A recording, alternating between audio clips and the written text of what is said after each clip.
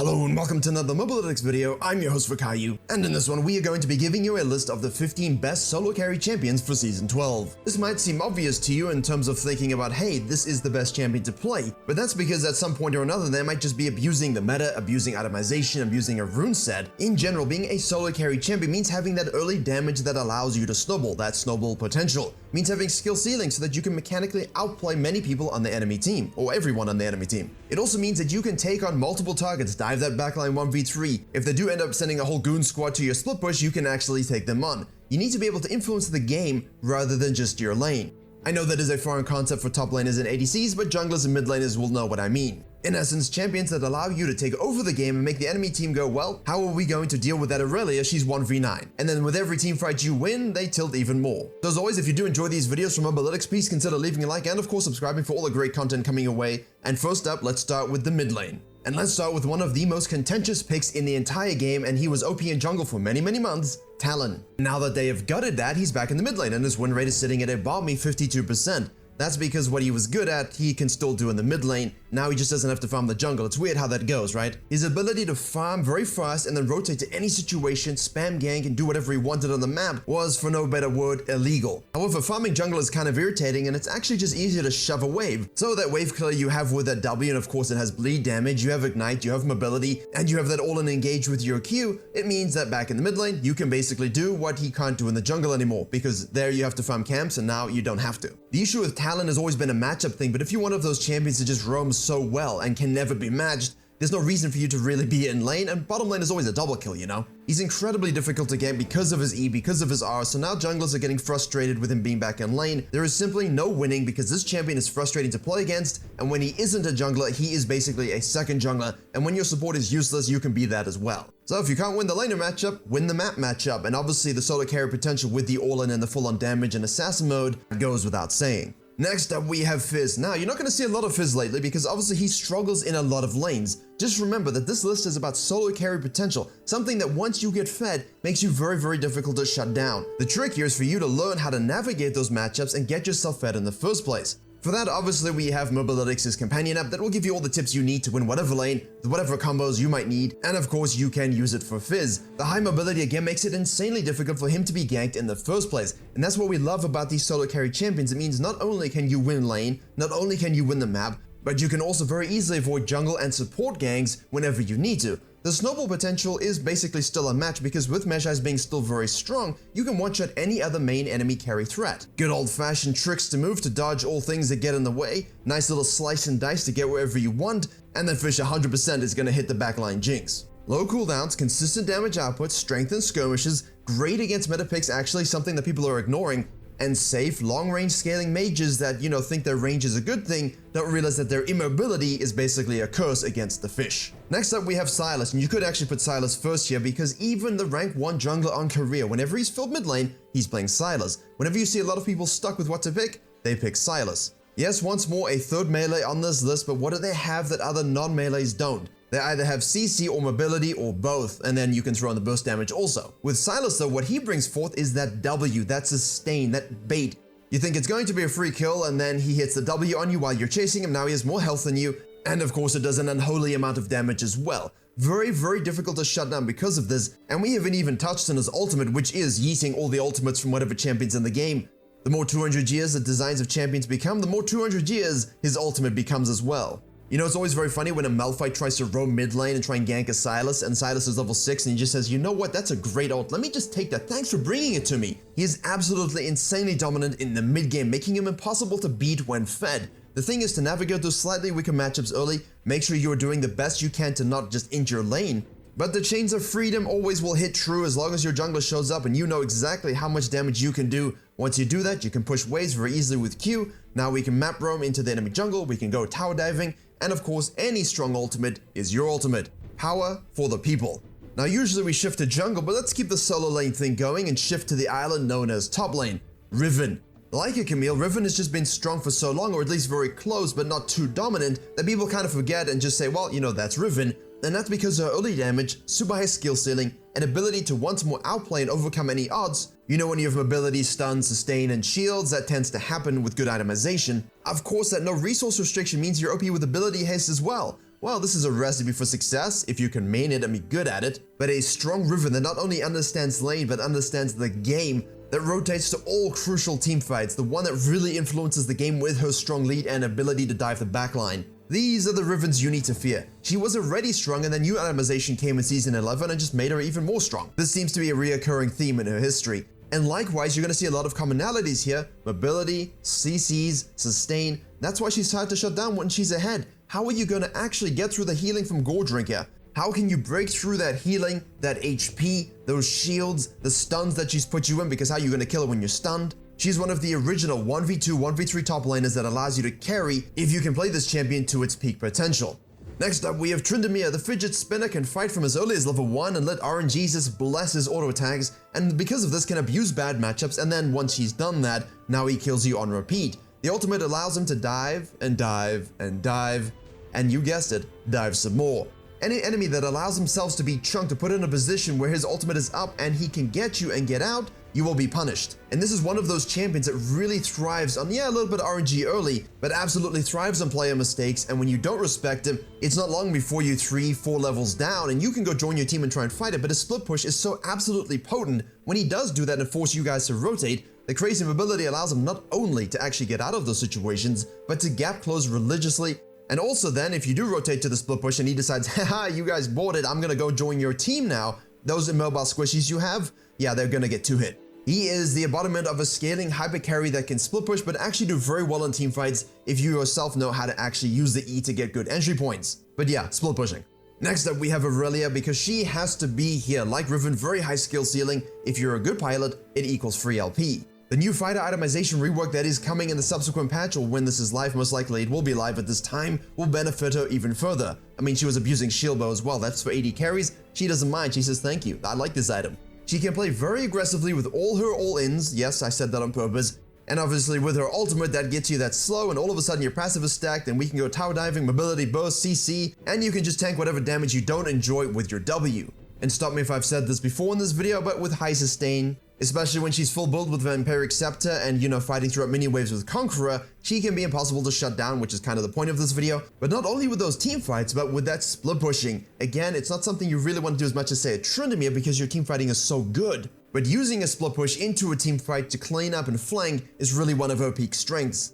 Alright, now you thought I was gonna go to jungle. No, let's go to the second junglers, the supports. He's one of the best to main, he's one of the best to one-trick, but is the solo carry support. That's because in-game he can prevent his own experience loss with those chimes, while still not only forsaking his ADC to the demons of the bot lane, but saying, hey jungler, do you want to go on a ride, a magical journey if you will, to the mid lane, to the top lane, to the tower dive. Oh, look at that, my ADC is about to die, let me just use that ultimate to save them from max range. Crazy team map mobility, movement, and pick potential with said ultimate. Not only this, but he has a low cooldown huge width stun capable of repeatedly winning fights in lane, and of course when you learn the angles of geometry required for such a high dimension character. Flexible atomization as well means that when you do main and spam this champion and you want to solo carry, you can adapt as necessary to team comp, to elos, more damage always being very good in low elo because you want the carry pants to be on yourself or whatever he has instead of legs, and then at high elo when you might actually have a competent ADC, you can go more utility. Now next up we have Pyke, who is the ultimate carry support. Yes, Bard is one of the best solo carry supports, but when we mean carry in this situation, we mean he can win games by himself. He doesn't really have utility. He's all about ultimate resets, giving cash minis to the rest of his team so they can follow him around like a squad, and then snowballing a ready pre-6 with one of the best all-in supports at level 2, throw in that E-Flash-Q Ignite, and the immobile Zyra is dead. And if you do understand how to use that very early and basically get that snowball rolling, every single hook is a kill threat. Every single play you make is a possible death for the enemy team, and they have to think like that and respect you, or of course it might end up that way. This means, like Bard, that you can then use this pressure to roam around the map, get those resets with your ultimate, throw some hooks behind walls, use a fog of war, and of course your camouflage and regeneration, which isn't that fair to be honest with you, to dive, to be everywhere, and to solo carry.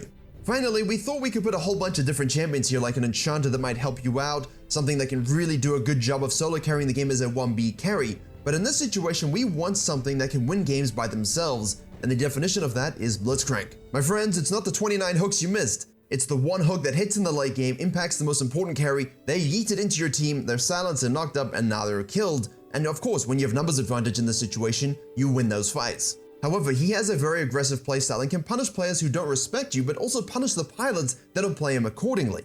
Understanding how to navigate those waves in the bottom lane is especially important against immobile enemies. If you let them basically control you, you're not playing the champion correctly. But what he has is constant pick potential, likewise has great roam potential, and that's something that's most important in the supports, as you can see. Not only can you control and win lanes with all-ins, you can also then roam the map to affect that as well. Auto-shoving non-warding mid laners really do deserve your roams. When you have a high burst marksman that can work well with an all-in champion, isn't an all-in with Blitzcrank? It kind of brings him to you, and all towards me, whatever that is.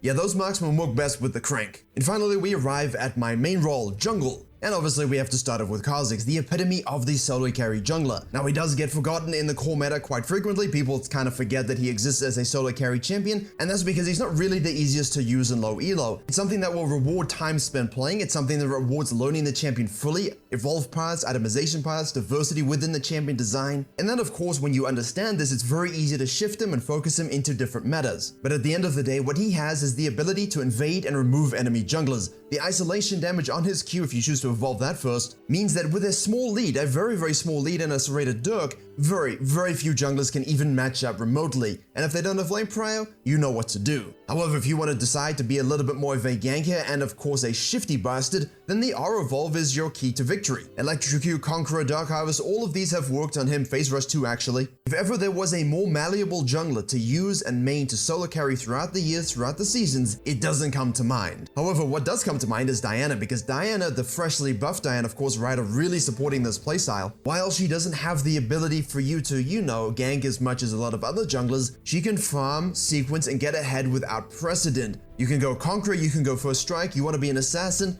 be one. You want to be a turbo AP fighter fister, you can be one. You want to be a split push because your team are a bunch of lizards, you can do that as well. What she does is while you can gank early, while you can skirmish early, while you're great at counter ganking, you do have a gap closer, you do have that CC combination for Yasuo's and so on, you can do all of that while farming. And a lot of junglers, actually most junglers now, cannot match that kind of tempo and control. This means if you want to go for a more measured game style and sort of not high variance like the enemy jungler trying to spam gank lanes, and you have, expert tracking and savant counter ganking, not only are their ganks feasts for you, but their jungle are now feasts for you, and anything that they do is for you. And now you have a 4-level lead and a Diana who's that far ahead, one-shots everyone and gets 20 kills, and I've seen it happen more frequently than many other champions. And simply the ability to control objectives with ease and do all of this without really thinking too much about the mechanics of the champion means she is one of the best to solo carry. Oh right, you have a shield too, so there you go.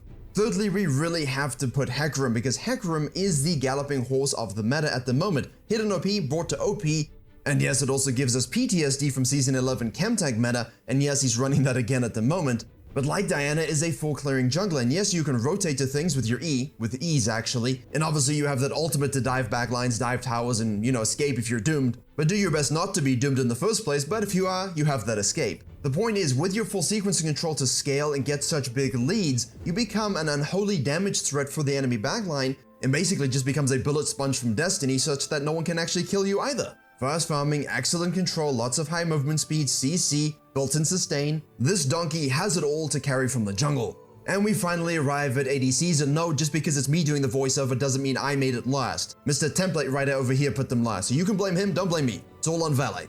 And oh look, it's Draven, an ego the size of his axes. Actually, his ego's probably bigger than both axes combined, but he is the highest damage early marksman in the game and can absolutely demolish lanes when you have a great support, but also when you know how to catch your axes and position correctly. Once you do that, how is anyone going to stop you with that passive item lead and raw damage output? They're not, because auto attacks cannot be dodged. He's one of the best champions from a marksman role to 2v3, 2v4 bottom lane when you get camped, and having things like movement speed boosts and CC for disengage really does help, but even if it doesn't, you can trade kills just out of your damage alone. Like a lot of things on this list, you carry games by getting leads, so if you're not playing the lane properly and you're always playing too passive, this isn't the champion for you. Get a lead and one-shot everyone. I think it's the best course of action instead of playing like a Jinx where you have to depend on your Lulu. This one, you need no one. You just need Draven. Secondly here, I'm gonna throw in the Twitch. Now this is a spicy pick, a little bit controversial, obviously hasn't performed the best in recent years. Let me know what other ADC you might have liked to see in the comments, but this one is the true definition of, oh boy, Twitch is fed, we're gonna lose. Getting fed isn't always the easiest, but you can learn that. You can understand how to navigate weaker matchups. And honestly, like your support is just gonna ditch you, you can ditch too sometimes. You can go out of base, stealth roam to mid lane, gank effectively, get those cheesy kills, and then just waltz back to lane. And guess what? If you have a small lead in the bottom lane, you just ambush that own lane. They always seem to forget that they're against a Twitch and you can actually camo in and just kill them again. Not only this, when you actually have that lead in the mid game, you become a ranged Evelynn, you become a ranged Rengar. Someone is pushing up too much, you kill them. Oh, it's a teamfight, they're all grouped, oh, we have the ultimate. A very unique playstyle that doesn't always do very well in the metas, but if you're an exquisite Twitch and you can understand how to navigate those nuances in the lane,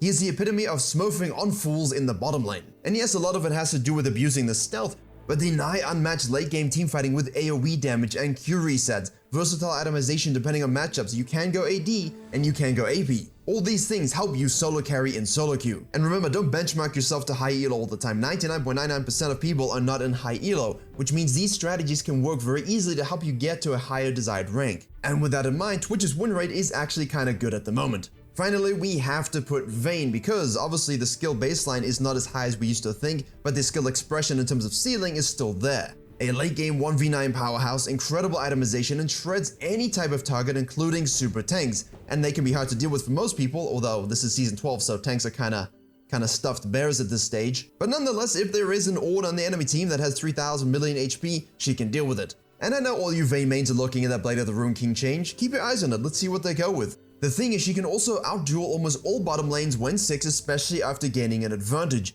The fact that you might have range mismatches doesn't really matter, as long as you understand how to play lane a little bit more reserved and wait for those openings that can dam into a wall is exquisite, and then you can chase down and use your camo level 6 to basically outplay anyone.